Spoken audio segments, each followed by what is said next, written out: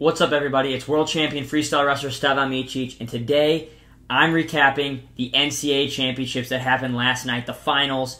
Guys, it was insane. I don't even know where to start, but I think we're going to break it down from the match order, what happened, and I'm going to go through the play-by-play, what happened, and what I thought from each match.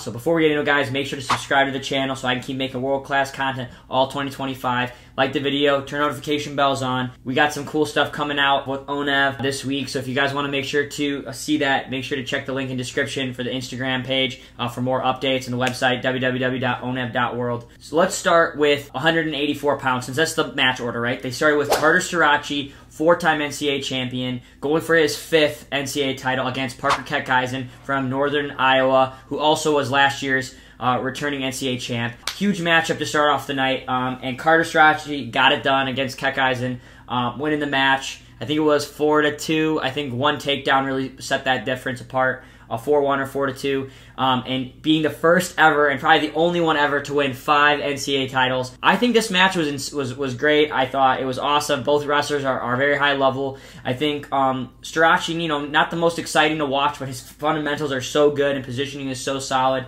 I think it was very difficult for Keckeisen to go, and it really was his counterattacks that got him off to a good start and got him that takedown to win. I think that Starocci is going to have a very good, promising freestyle career ahead of him. I think, he hasn't been able to really break through on the senior level yet in the senior circuit, but I think this year and possibly next year are going to be huge for him going to the senior level and wrestling. I think I would guess 79 kilos would be the weight he wrestles. Maybe move up to 86 in the future.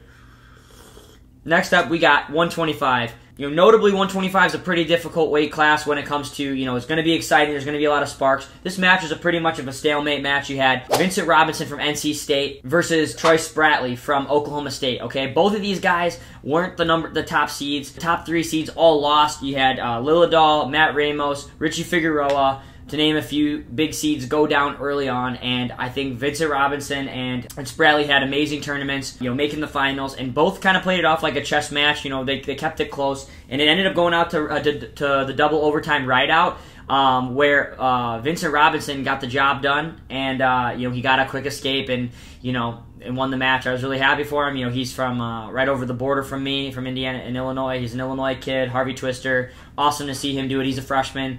A lot of upside from him. From this match, I really think that the double overtime rule, in my opinion, is really ruining folk style. I think it's kind of stupid how they let it go into, if it's a tied score, the winner, whoever had the more riding time, just wins the match.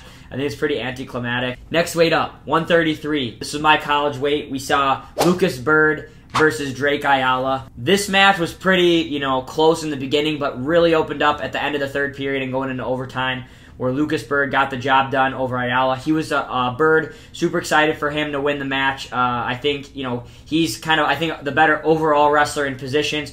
Ayala is really strong, very Iowa style, kind of goes on one knee and likes a little slide by, but a little bit one-dimensional, I think, for the full picture, and kind of wrestled on the edge, where I think Lucas Bird really pressed him, which really ended up helping him out, where he ended up getting a point for stalling that kind of helped him go into the rideouts, and that won him the match. He was more aggressive. He was on more shots. Ayala is slick and sneaky with that slide by. It was close, but crazy. I mean, awesome for him. Really awesome to see. National champion for Illinois. Also, his girlfriend, he's winning off the mats too. She's 6'2" or 6'3". Great for the short king. So, hey, congrats, Lucas Bird. Next up, we got 141. We got Region Rat repping RWA, born and bred, Jesse Mendez. Won his 2nd title last night for Ohio State. Awesome job for Jesse. He wrestled Brock Hardy from Nebraska, a matchup that Hardy just won at the Big Ten Championship to win. He was red hot all tournament, lit it up. But I think the one thing that really got it done for Jesse was his mental state. Regardless of what happened, he was unfazed. He gritted out the win. He knew it was going to get ugly, and he said it in his post-match interview. I visualized this going 100 different ways, and knew that, hey, I got one of the ways I visualized winning this tournament was going down big early, and he came back. And I think Brock Hardy, being a guy, I mean, he had he has some stuff in his toolbox. He's got some substance with his offense. However, he is a little bit sloppy overall with his positioning and his wrestling. And a guy like that can get up big, I think Jesse just stayed composed and wrestled. And look, he ended up putting up 12 points in the match. And, I mean, the match ended up being 12-9. Really incredible match. One of the most exciting matches of the night, in my opinion. So, congratulations, Jesse, on your second. I think you can go and be a 3-timer next year. And I think he's got to have a big summer and spring this year at 65 kilos. A lot of guys are going up to 70, and I think he can possibly make the world team this year. Let me know what you guys think about that. All right, 149. Caleb Henson versus Ridge Lovett, okay? Ridge Lovett ended up edging this match out, I think 1-0 or 2-0, basically off a riding time point, I think, maybe, and an escape point, I think. But Caleb Henson was on like 3 shots. I think his offense is on another level than most of the wrestlers. In my opinion, probably some of the best offensive output and setups that he has in the whole NCAA as a whole, but he's got to work on his finishing. Guys, I think that was one of the biggest takeaways I could say from the NCAA tournament was finishing in college wrestling. I think the finishing level isn't where it needs to be. I think it needs to get higher. And I think Caleb Henson, you look at that guy and you say, hey, he's a national champion. He's really good. He's won it before. Well, it doesn't matter. He still needs to get better at his finishing, and that's the reason he didn't beat Ridge Lovett. He was on his legs 3 times. If he finishes those 3, I mean, it's a major decision for him. So, I think from skill levels alone, especially with no takedowns happening, neutral, I think if Caleb Henson fixes finishing, it's going to set him apart the next couple years of his wrestling. So, but congratulations to Ridge Lovett. You got the job done. You wrestled a hell of a tournament on top, on your feet, and he still has a high ceiling. So he's going to wrestle very well going forward into freestyle for himself. We got 157 pounds. All right, we had Joey Blaze from Purdue wrestle Antrell Taylor from Nebraska. Antrell got the job done from Nebraska, winning the match tight. I think it was 3-1 or so. And Joey Blaze was the aggressor the whole match, but Antrell stayed in good positioning, stayed from space. Joey couldn't finish, another testament to working on finishing.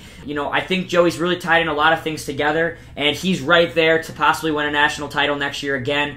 Even though taking second this year, he can go and do it and repeat it. And I think that's going to give him confidence regardless of taking second place. And Antrell, congratulations for Nebraska. I think these Nebraska guys really tied in an amazing tournament together. He looked phenomenal this whole tournament. Compared to how he looked at Big Tens losing, I think he got almost tech-falled by Kasak. To going on and winning the whole tournament. And we're going to have a little bit of a break. We're going to talk about DL's training systems, baby. The best strength and conditioning program in the world. It got me to win a world title. That was the X factor. My strength and conditioning program. Dr. Dylan Lemery himself helped me out. He lives in Spokane, Washington, but he programs my training. He comes out and does my strength and conditioning testing for me and makes my programs for a lot of high-level athletes, not just myself as a wrestler. He a world champion wrestler, Olympian wrestlers, UFC fighters, UFC champs, bare-knuckle boxing champs. He does it all. So if you guys are interested in him tailor-making your programs for your strength and conditioning for whatever level you are in sport or not, check out my link in description below. Tell him World Champion Stevan Micic sent you. Go send him a DM. Let's go, DL. 165 pounds, we had Mitchell Messenbrink versus Mikey Caliendo from Iowa. Mitchell Messenbrink became Penn State's second champ of the night. He dominated, coming off a second place last year. I think everyone knew what his output of being so physical and aggressive and just getting after it on, wrestling-wise. How much he's just on the person. He's just so aggressive. Even though he kept Caliendo got tech-falled to him earlier in the year, and then they went to overtime, I think, or was like a point match at Big Ten finals. But this one, he really kind of opened up the score. It was like 7-3 or 9-3, something like that, and he really controlled it. Played it safe, but also still unleashed a can of whoop-ass on Caliendo. Iowa had those 2 finalists as well, making it in, and Iowa, doing pretty good overall for the tournament, but Penn State really, I don't even think it mattered.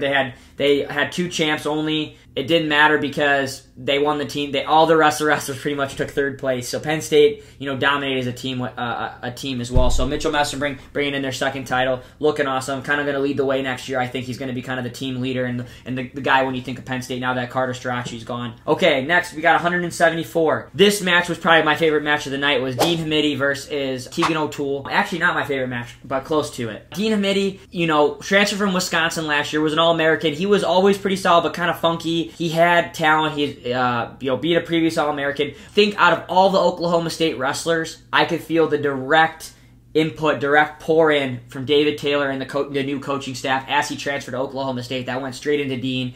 I mean, you could see the changes, the technical changes, week to week, month to month, going through this whole year. And by the time that the Big 12s happened, he went to overtime with two-time NCAA champion Keegan O'Toole from Mizzou. I was like, man, this guy can have a tournament. And he goes and wrestles Levi Haines Friday night and kind of takes it to him, who's also a returning national champion.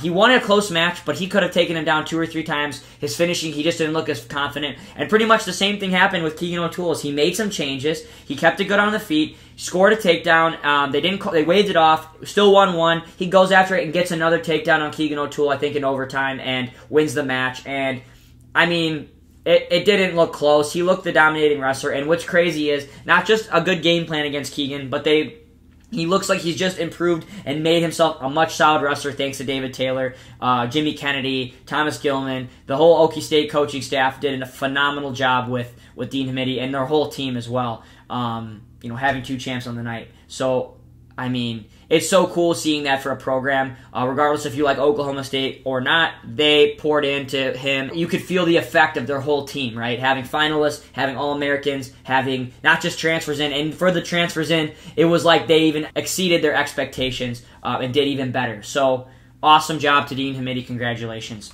Okay, so we did 184 pounds already with Carter winning against Keckeisen. And then 97 was Buchanan from Iowa, becoming Iowa's only champion of the night versus Josh Barr from Penn State. Buchanan won his match. He looked good. He looked solid this whole tournament. He knocked out Ferrari in the semifinals. First 3-time All-American, that All-American at 3 different schools. So pretty cool at Oklahoma, at Wyoming, at Iowa, and becoming a champion at Iowa. So pretty awesome. And I think, being Iowa's champ, I'm not sure really what the whole this is going to do with the Brands situation, because I know people are saying the Brands kind of should retire soon or be kind of finished to being done. But I think, having 3 finalists and Buchanan a champion, it might keep them around for a couple more years. So we'll see. What do you guys think about the Brands staying in Iowa? All right, guys. Now we're on to the match that blow everybody's mind. Gable Stevenson versus Wyatt Hendrickson from Oklahoma State. Oh my gosh. All right, guys. This is the David and Goliath story. This is, I think, the biggest upset in college history. I don't know if there's anything bigger. You could say Dan Gable from Iowa back in the day, going for his 4th, loses in the finals. Okay, that's in the 70s. He still wasn't an Olympic champion at that time. You could say Spencer Lee versus Matt Ramos getting upset in the semifinals. That wasn't even in the finals. This was before Spencer Lee even made it to the Olympics or was an Olympic silver medalist. And he even had a little bit of a shaky year that year anyways. But this match, Gable Stevenson is at heavyweight, Olympic gold medalist, guys. Went and left to go and play football, try to make it to the WWE, came back for millions for NIL. They granted him a year, and I mean, he looked untouchable all year. I mean, the positioning, people would consider Gable a pound-for-pound best because of the ability, how he could move, his technique at that such. He moves like a middleweight, and he's a heavyweight. And Wyatt Hendrickson, who's had a phenomenal year for Oklahoma State, undefeated, came in serving in the military for the Air Force, came in having an awesome year, but everyone counted him out. Nobody expected Wyatt Hendrickson to win at all. I'd be surprised if his family didn't bet on Gable before the match. I'm just joking. But for real, he comes out. You couldn't have scripted this. This is like when Rocky beat Apollo Creed, pretty much. I mean, he comes out with the American flag around his back, a Jesus T-shirt with an American flag engraved in the Jesus. Comes out with President Donald Trump sitting right in the stands, right watching the match. And it's crazy because Gable Stevenson is the Olympic champion, for the USA. And I mean, just to spark that up, and, he kept it close, even though Gable was the aggressor. He just kind of prevented him from scoring. I don't know if Gable looked a little tired, if he looked a little bit, flustered by that, and then gets to a head outside shot where Gable can't stuff his head, runs over a double, and takes him down with seconds to go and seconds to spare. He wins the match. Crowd goes ballistic, insane. He salutes to Donald Trump. You can't write it better than this, folks. This is insane. And, I mean, amazing for the sport, regardless of win or lose, if you love Gable or not. You can't argue that Gable was the worst wrestler that night. It's just upsets happen, flukes happen, and Wyatt Hendrickson seized the moment. I think it's an incredible story. So proud of him for doing that, and Gable to him as well, because I hope this really burns in his soul, burns in his stomach, and it fuels him to go on to do greater and greater things, regardless if it's wrestling in the UFC, whatever it is, WWE, football, because Gable is an amazing person for the sport of wrestling, and this whole thing was awesome. Head up, Gable. You're the man, regardless of what happened, and I'm excited to see where this goes. Let me know what you guys think about this weekend. I think that just set the tone for wrestling for a while, and I don't think people are going to be forgetting that anytime soon. I don't know, ever. So let me know what you think. Make sure to subscribe. Let me know in the comments what you think. World champs and everything we do, baby. We're cooking.